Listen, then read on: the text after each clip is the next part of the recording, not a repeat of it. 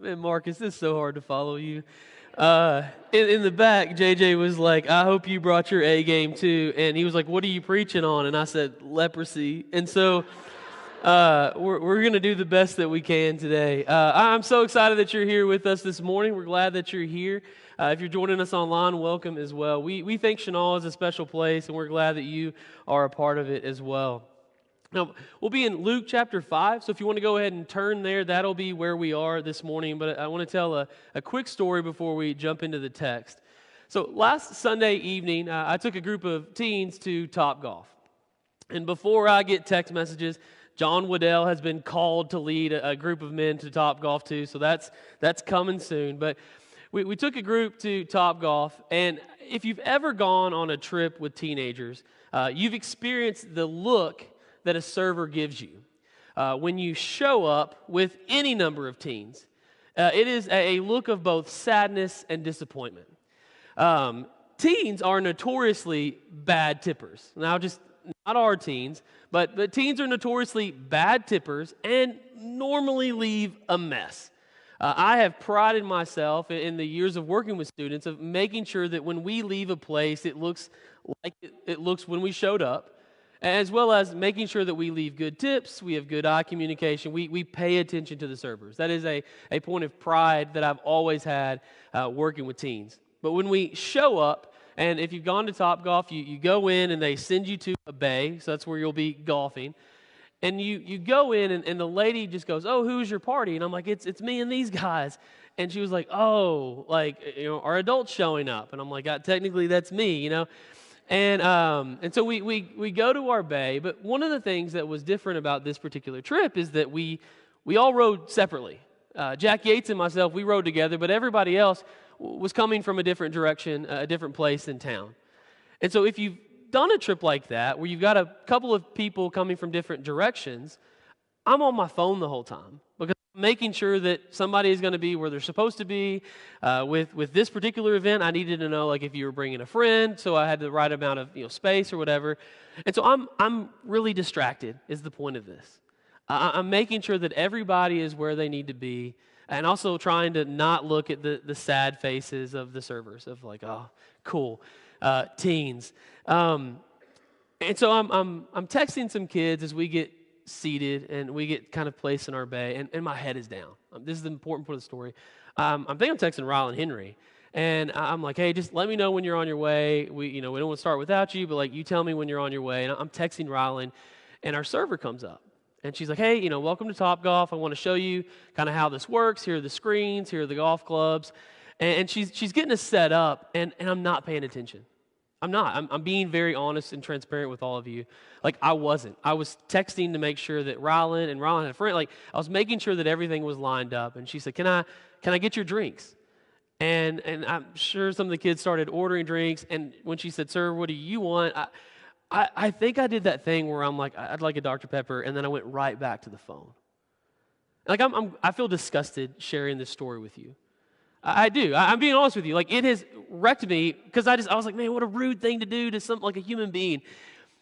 And so as she continues around our group, I hear the voice of Brian Allen. Now, I love Brian Allen. And so that and I've already asked Brian if it was okay if I could tell the story. But I hear Brian's voice. And normally, it's either way. It's a 50-50, a toss-up, right? Where's this going to go? And Brian said, hey, what is your name? And I remember looking at him what are you doing?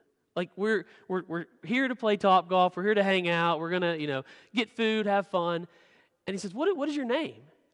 And the server stops, and she goes, my name's Simone. Why? And again, if you know Brian, you can hear his voice when he says I'm so glad that you're our server. And it wrecked me. I was like, what in the world?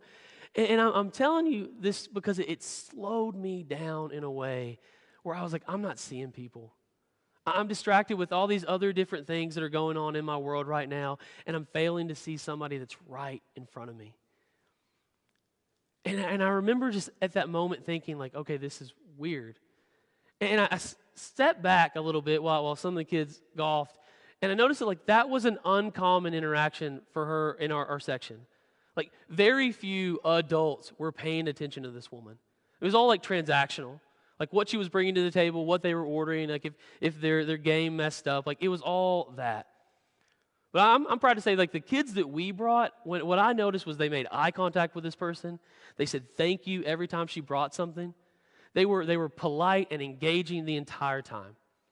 And so as we get ready to leave, we're doing our thing where we're setting the chairs back up, we're stacking the plates, we're trying to make it as easy as possible for the individuals that come up and clean after us.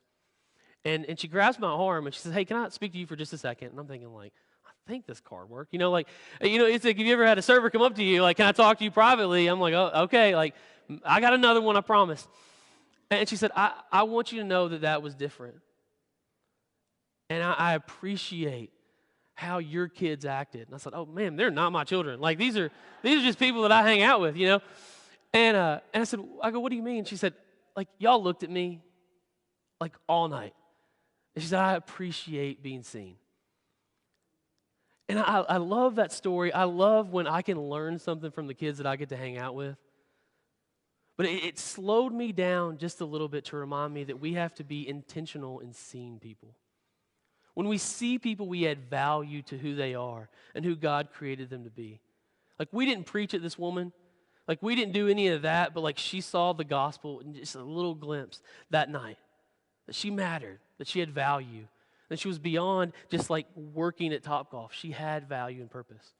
This morning, the story that we're going to look at in Luke chapter 5, I think is a story about seeing people. Seeing people the way that God sees them. Seeing people the way that Jesus instructs us through his actions, through his teachings, in how to love and engage people. But the text this morning starts immediately after the calling of the first disciples. I think it's Luke 5, 1 through 11. Jesus is engaging with these men who are fishing. Luke doesn't tell us the sermon context at all. We have no idea what Jesus preached about. But whatever he preached about, when he calls the first disciples to cast their nets out, you remember the story, they do it. They're like, "Master, because you said so, we will do this." They do it. They have this catch where it's the biggest catch they've ever had in their entire lives.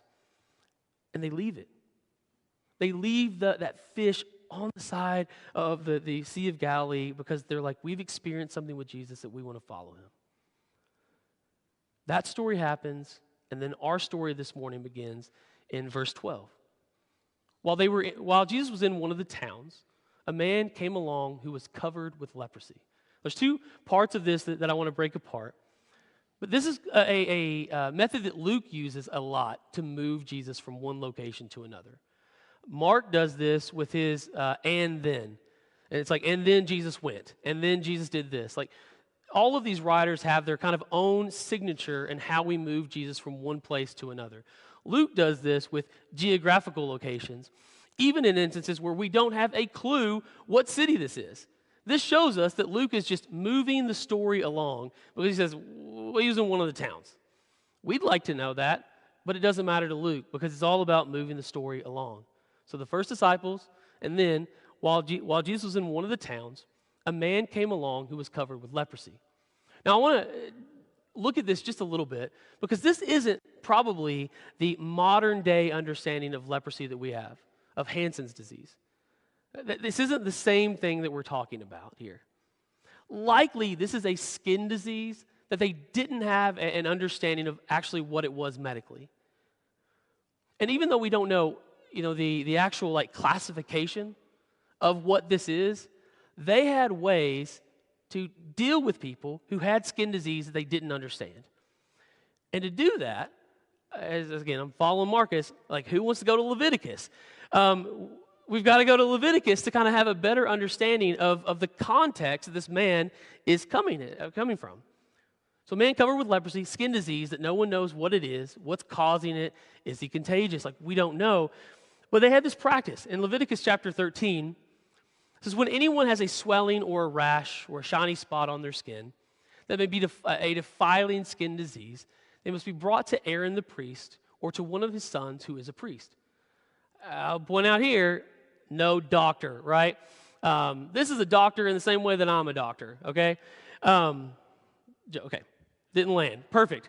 My point is this, is what happens here is in this society, what happens if you have a skin disease that you don't understand, that they don't understand how this happened, what this is, they would take you to the priest. And the priest would just kind of do a good old one-over and be like, don't like it, unclean. And the text continues, the priest is to examine the sore on the skin, and if the hair in the sore has turned white and the sore appears to be more than skin deep, it is a defiling skin disease. When the priest examines that person, he shall pronounce them ceremonially unclean. I'll move on because this text is kind of gross. But you see where I'm going with this. The man with leprosy is living in this context where he's gone to a priest, and the priest has said, you are unclean.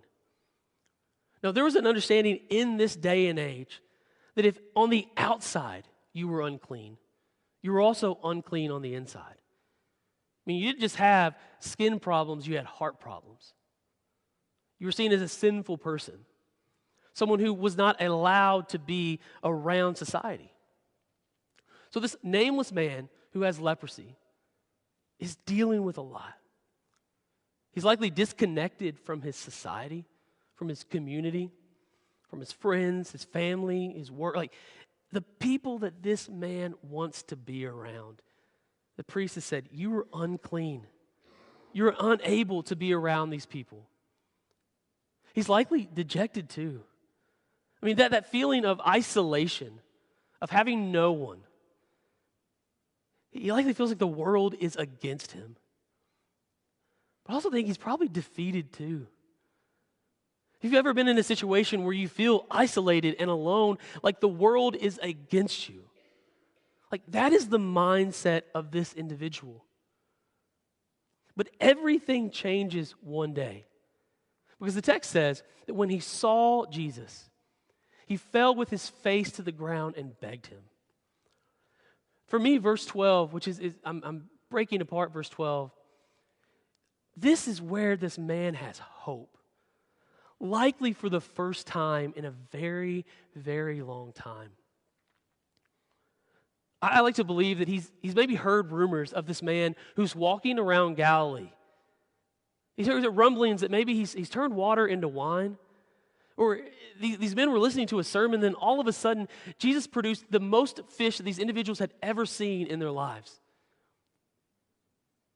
But he's probably also heard, like, this man sees you.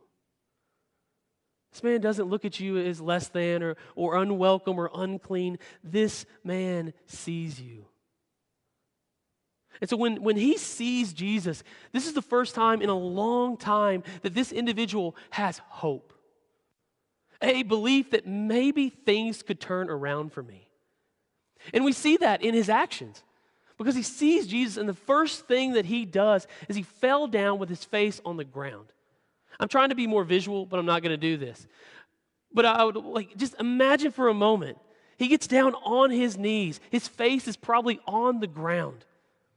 What he is doing is physically signaling the authoritative stance of Jesus. By getting down in this posture, he is saying, Jesus, I know who you are. Like, I am not worthy to be around you, Jesus. He's affirming that Jesus is the Messiah. It's beautiful when you see this. A man that society has cast out is publicly and physically recognizing that Jesus is who we believe that he is. But then he begs him. Like, these are the actions of a man who has been disconnected. He needs hope that he can one day return to his family, return to the people that he loves. A man that's been dejected because life has told him, man, you're not enough, you're unwelcome, you're unclean. And he's desperate. He needs to know that God is there for him. I teach a lot in sermons, but just I want you to know I'm about to start preaching. Because it says, Lord, if you are willing, you can make me clean. This is a statement that we often kind of proceed very quickly through in this story. We move fast. But I hope that you see the weight of what he's saying, especially what we've tried to lay out over the last 2 weeks. Because this isn't just like a, Lord, if you're willing, you can make me clean. Like, this is absolutely a request. That's what he's doing. But it's also coming from somebody that the church has rejected. That the church has said, you are unclean and unwelcome with us. You can't be a part of this. Friends, I believe that God will put unlikely people in our lives to teach us things. The very people who recognize that Jesus has the ability to turn water into wine. Is it the master of the wedding? No. Is it the bride or the groom or the fancy guest? No. The people who recognize that Jesus has the ability to turn water into wine, they're the servants, the least of these. Those that society looks down upon because they're just servants. In this story, somebody's ready for the Super Bowl, it sounds like. Sorry. Sometimes you're like not supposed to draw attention, but my bad. But in this story, the person who recognizes that Jesus is who he says he is a man covered in leprosy, who society has said, you cannot be a part of what we're doing here. And so he says, Lord, if you are willing, you can make me clean. I want you to see the statement coming from somebody that has been rejected. Friends, this is a request, but more than that, it is a declaration that Jesus is the Messiah, that Jesus has healing and saving possibilities and powers. This man does not doubt that Jesus can do this. He does not question if Jesus has the ability to do this. What this man's question really is can you do it? He's saying, I know you can. I believe in you, Jesus. And so he says, Lord, if you are willing, you can make me clean. And this is where the preaching starts, because a lot of us are walking around wondering if Jesus is going to save us. Can you fix the things that are sour in my life, Lord? Can you fix my marriage? Can you fix my job? Can you fix my kid? We're wondering, can you do all of these things?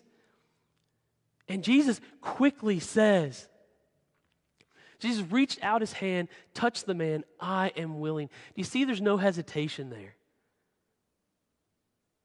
Man says, if you're willing, you can make me clean. And Jesus says, I am willing, be clean. And immediately the leprosy left him. The story is moving fast, but I want you to see, there's something about the power in touching somebody. The power in letting somebody know that you are with them. Maybe it's a hug, maybe it's a handshake, maybe it's a fist bump. But there is power in that connection.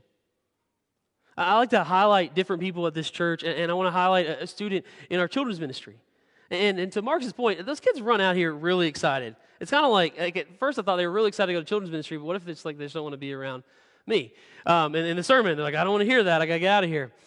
But there's a kid in our student ministry, is Bryce Waddell. I love Bryce Waddell. He is a wonderful, wonderful kid. But I want to tell all of you that if you have not received a high five from Bryce Waddell, you are not living. I'm just telling you. A few weeks ago, I preached a sermon, and it was after church, and they were coming in, and I was exhausted. I was tired, and I was collecting my things, and I was distracted. And I saw Bryce coming in the auditorium, and I think I just said, hey, Bryce, how you doing, buddy? And he said, hey. I love Bryce. He said, hey, stop me. He grabbed my hand. He reared back with his other hand and just gave me the best high five ever. And I promise you, it changed my mood. I needed that high five. I don't know if you've ever just needed a hug.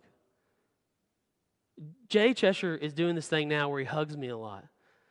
I didn't know, he's not here so I can talk about him. But I didn't know how much I needed a hug every now and then. Just to know that somebody is with me. Because in the story, it's been a long time since anyone touched this man. A very, very long time. And a lot of this has to do with how, again, they viewed these individuals from their understanding of Leviticus. So if we go to Leviticus chapter 14, it says, then he shall sacrifice the doves or the young pigeons, such as the person can afford, one as a sin offering and the other as a burnt offering, together with the grain offering. In this way, the priest will make atonement before the Lord on behalf of the one to be cleansed. To be deemed clean in this understanding of Leviticus, you had to go through a lot of steps, a lot of hoops, just for people to think that you were clean. But if I were to touch somebody that society had deemed to be unclean, then I myself has been made unclean. So I want you to see what Jesus does in this moment. Because what Jesus does is he says, I'm willing to be unclean for you. I'm willing to take what the world has said is your blemish, is your sin, the thing that is weighing you down, the thing that is destroying you. I'm willing to take that upon myself so that you can have a new life. There's a lot in these 4 verses that we see in Luke chapter 5. We're learning a lot about how Jesus sees people, how we're called to love people, but also what Christ has done for us. Now, the next thing is where it kind of gets exciting. It says, then Jesus ordered him, do not tell anyone, but go show yourself to the priest and offer the sacrifices that Moses commanded for your cleansing as a testimony to them. There's a few things that I think is happening here. Really, it's unclear what Jesus' motivation is. The human being in me is Jesus sending him to say, hey, look what I did. Y'all couldn't do this. Look what I did. Jesus is a better person than me. So I don't know if that's what's going on here. Jesus may be very well following the Levitical teachings. But I think more than anything, Jesus is saying, there's somebody new here. There's a new way that we're going to be looking at people, viewing people. We're not just going to cast them out because they have this blemish. Because through Christ, these people can be made clean.